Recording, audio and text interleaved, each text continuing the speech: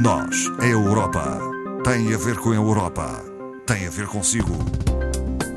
À sexta, uma reflexão sobre a atualidade europeia.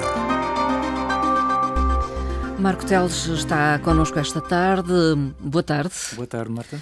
Marco Teles, que participou em Milão no encontro anual da rede Europe Direct, em representação naturalmente do Europe Direct Madeira, que coordena. O que é que aconteceu ali? Acima de tudo, foi também um momento importante de reunião, uma vez que a última reunião anual tinha acontecido precisamente em 2019, em Praga.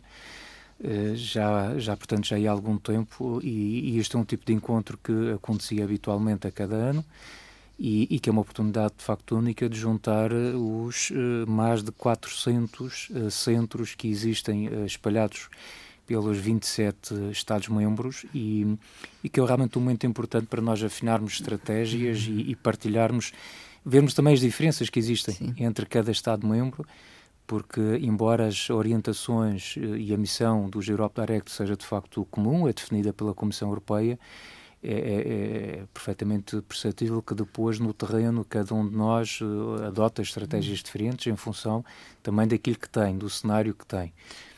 A pandemia e a guerra marcaram de alguma forma a discussão ou o debate nestes encontros? Marcaram, Marta. Eu confesso-lhe, e talvez por estarmos a falar também de Milão e Itália, onde realmente ali o problema da Covid, onde digamos que nasceu na Europa o problema surge, muito ali ligado à situação italiana, onde tiveram realmente problemas gravíssimos. Estou a lembrar até ali da cidade de Bérgamo, ali ao pé, que teve um cenário realmente muito difícil em termos de luta contra a Covid, e de facto isto marcou muito, notava-se isso realmente na questão dos colegas italianos, e aliás muito do debate andou em torno daquilo que foram as dificuldades de adaptação, porque muito do trabalho da rede Europe Direct passa por ações no terreno, no contacto direto com as pessoas, na promoção de iniciativas, de atividades. E realmente percebeu-se que o trabalho anual, os planos anuais dos Europe Direct sofreram de facto muitas alterações e muitos condicionalismos decorrentes desta situação da Covid. Sim. Mas a ideia é reforçar o trabalho realizado pelos centros. Sim, a ideia passa sobretudo por nós afinarmos algumas estratégias e neste caso em concreto, nesta reunião, uma das preocupações que esteve sempre em cima da mesa tem a ver com a situação da comunicação, dos cuidados a ter na comunicação. Nós não podemos, estes 400 centros, se a ideia dos centros é aproximar a população das instituições europeias e fazer também ao contrário, levar as preocupações e as sugestões dos cidadãos às instituições europeias, nós temos que comunicar muito bem e, portanto, como é que isso se faz? Por exemplo, como é que podemos atuar e comunicar ao nível do público escolar, por exemplo, nas escolas, porque efetivamente as escolas é um local de muito interesse para nós trabalharmos esta informação, mas, por exemplo, sabemos que os sistemas de educação entre cada Estado-membro são muito diferentes. Não é, de resto, uma competência da União Europeia, não é uma competência da Comissão, portanto, e o facto de haver sistemas de ensino diferentes faz com que também se note que em Portugal a nossa situação de trabalho com escolas é uma, mas, por exemplo, na Bulgária já tem muitas dificuldades, algumas das quais colocadas pelo próprio Estado, digamos assim, algumas barreiras no sentido de trabalhar diretamente com este público mais jovem. E outro problema também que teve muito em cima da mesa foi, obviamente, esta situação do conflito na Ucrânia, a situação da crise climática, porque, obviamente, a gente não pode esquecer, continuamos com esse problema de fundo para resolver, a questão dos PRR, que também começam a ser implementados a nível dos países, dos Estados-membros, e que será importante aqui também, uma vez reforçar aquela ideia de explicar às pessoas que esses grandes investimentos que aí vêm e que em alguns casos já começaram a ser feitos e que já têm alguma visibilidade são fundos europeus e não haver aqui uma apropriação indevida do mérito desses investimentos que estão a ser feitos. E repara aqui um pormenor interessante, que ao contrário de outros fundos europeus em que às vezes a parte europeia representa 70%, 75%, 80% do investimento total e, portanto, alguma parte será local ou regional. No caso destes PRR, não. Nós estamos a falar de financiamentos a 100% e, portanto, não pode haver aqui esta apropriação do mérito desta solidariedade europeia, destes fundos que existem para nós atuarmos. Portanto, a União Europeia quer-se fazer presente. Sim, e ser reconhecida. É importante que se passe essa como mensagem. financiadora. Não é só uma questão de imagem, é percebermos que, porque, de facto, depois o que acontece é as pessoas, às vezes, estarem mal informadas ou achar até que não há uma solidariedade europeia, quando efetivamente nós estamos, e não é esquecer a origem dos PRR, vem precisamente a situação do Covid e desta luta que é necessária, não só contra o problema sanitário em si, mas para debelar, no fundo, a crise económica. E isso me permite mais um assunto também muito em cima da mesa, prende-se já com a questão das eleições europeias, porque elas são em 2024, e há uma grande preocupação das instituições, de uma forma muito particular do Parlamento Europeu, como é óbvio, em assegurar uma participação cada vez maior dos cidadãos europeus. Por exemplo, recordando 2019, felizmente, notou-se uma participação maior e, sobretudo, das camadas mais jovens. Esse aspecto foi importante. E, portanto, é natural que se queira que esta tendência se mantenha. E, aliás, tanto é que nós tivemos recentemente aquela situação da Bélgica que aprovou esta possibilidade da participação em eleições europeias para jovens com apenas 16 anos. Aliás, não é inédito, já temos outros 3 países onde isto acontece a nível europeu. Pessoalmente, se é permitido aqui dar a opinião, acho que é algo que não deve ser generalizado, porque depende muito da situação de cada Estado-membro, do nível de formação cultural, do próprio sistema democrático, sistema político, enfim, há muitas variáveis a ter em consideração. Sim. Pessoalmente, não acho que estejam reunidas as condições para baixarmos a idade de voto já após 16 anos. A rede Europe Direct está no nosso país com vários centros, suponho. Sim, temos 15 ao todo. E é importante fazer ver que funcionam, digamos, em muita parceria com outras instituições locais, é isso? Sim, aliás, isso foi um aspecto que foi também lá referido. Inclusivamente teve também neste encontro o próprio Comissário da Economia, que por sinal é italiano, e daí também, se calhar, a disponibilidade que o Comissário teve para participar nesta nossa reunião, mas sim, os Europe Direct não atuam, como a Marta referia, não atuam de forma isolada. Aliás, muito dificilmente conseguimos hoje em dia ter sucesso em qualquer dinâmica trabalhando isoladamente, não é? Portanto, obviamente que nós, e aqui dando o exemplo particular, aqui na região, obviamente nós temos uma relação muito próxima com a própria Secretaria de Educação, para estarmos envolvidos com as escolas, com a própria Direção Regional de Assuntos Europeus, por exemplo, obviamente em algumas temáticas mais específicas com as próprias autarquias locais, em que se envolve também. Portanto, a ideia realmente é envolver não só os cidadãos, mas também as entidades que são sempre elementos mobilizadores, elementos chaves para nós podermos alcançar um público cada vez maior. E usar a comunicação social também para fazer passar estas mensagens. E neste parceiro-chave seria também ingrato da minha parte, e peço desculpa aqui pelo esquecimento, até porque é inapropriado, atendendo estamos aqui na rádio, mas obviamente que a comunicação social não querendo estar a dizer que é o mais importante tentar fazer uma prioridade, mas é absolutamente fundamental. A comunicação social desempenha, obviamente, um papel muito importante nesta difusão daquilo que são os programas, as políticas e o trabalho, aquilo que acontece na União Europeia. É mais um parceiro, digamos, para combater também alguma desinformação. Muito importante, sem dúvida. Ao que me parece, ficou assinalado nesta reunião este momento com a plantação de uma árvore.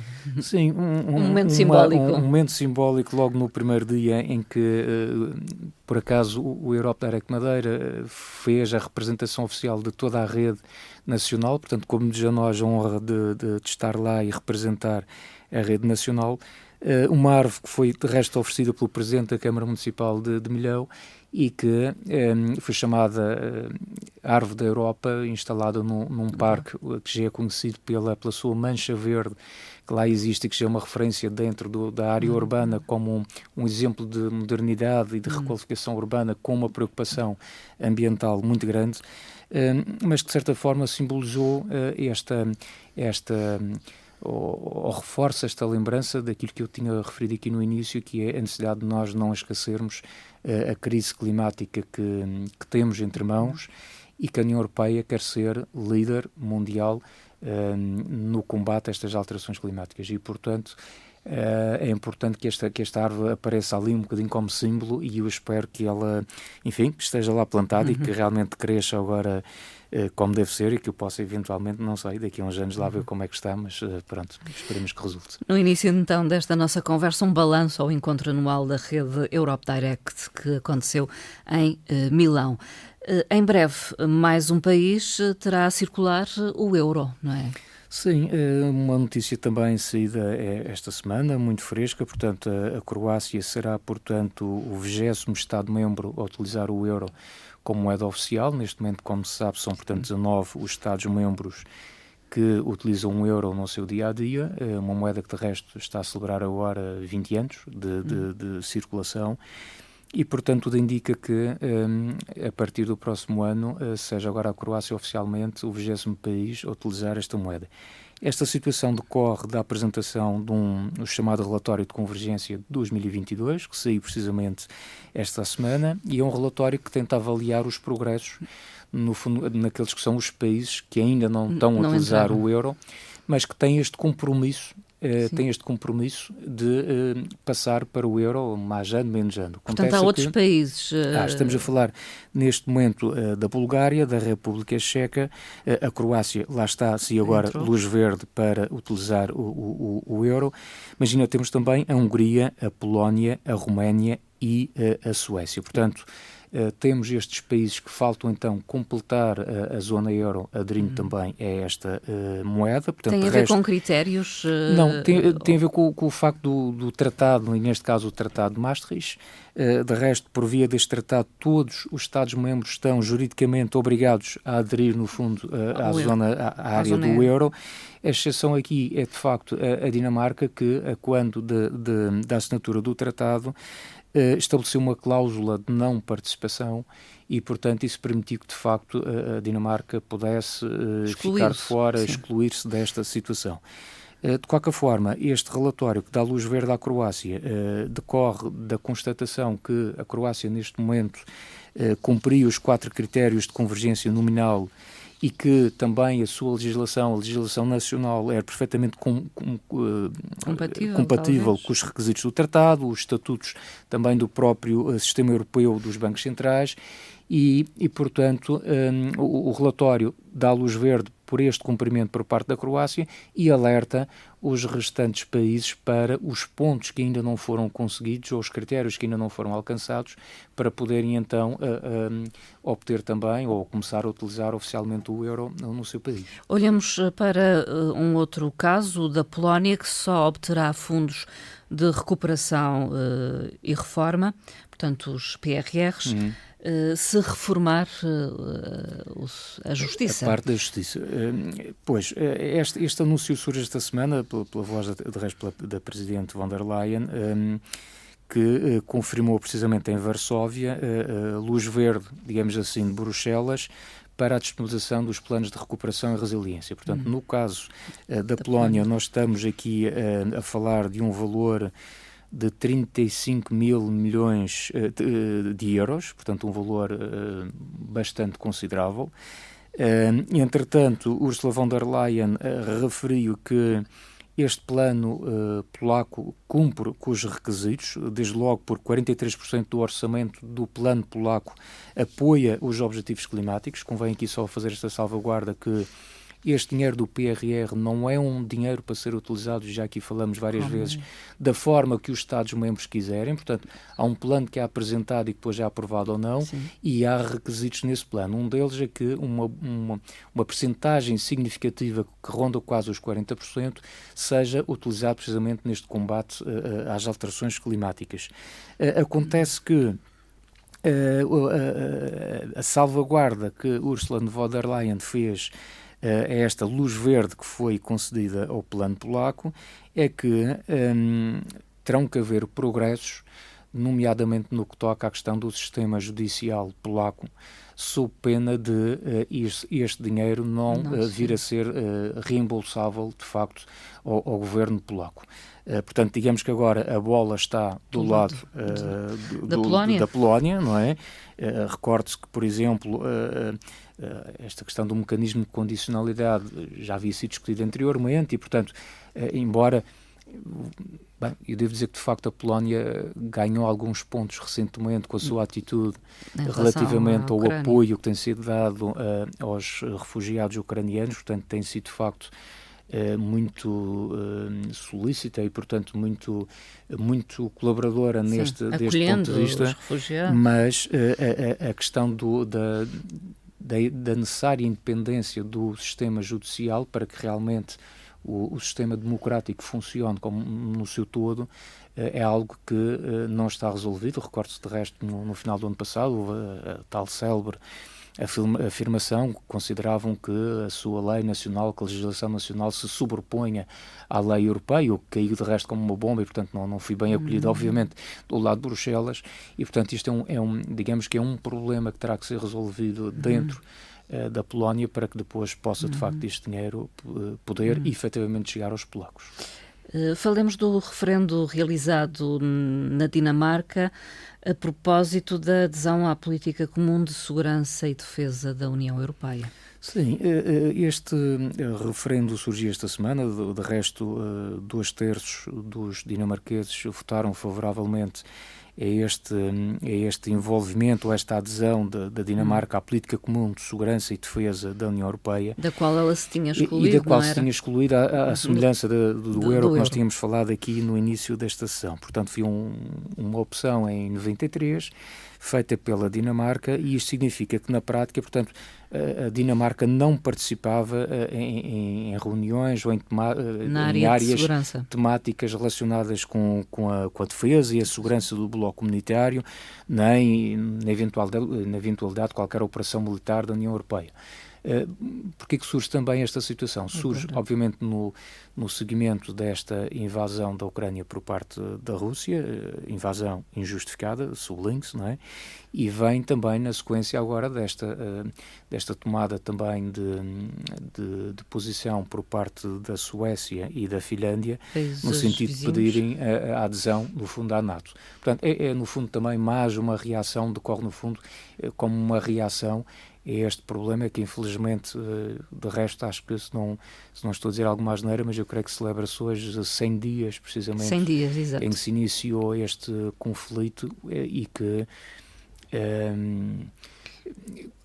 choca-me a mim como choca toda a gente, porque não há fim à vista. Nós obviamente tivemos aqui uma guerra muito difícil nos últimos 2 anos, que ainda não está terminada, que foi a questão da Covid, mas essa foi uma guerra que nós não escolhemos, ao contrário de esta, que é uma guerra de um homem só, e portanto é algo que se pode acabar hoje, se houvesse vontade política, já, neste momento, e portanto não há qualquer justificação para tanto sofrimento, tanto gasto, tanta perda, tanto prejuízo, tanta violência, de forma desnecessária, desmesurada e sem qualquer fundamento possível e imaginável. E ficamos por aqui, Marco Teles. Ficamos por aqui. Obrigada. Bom fim de semana. Bom fim de semana. Até uma próxima. Obrigado.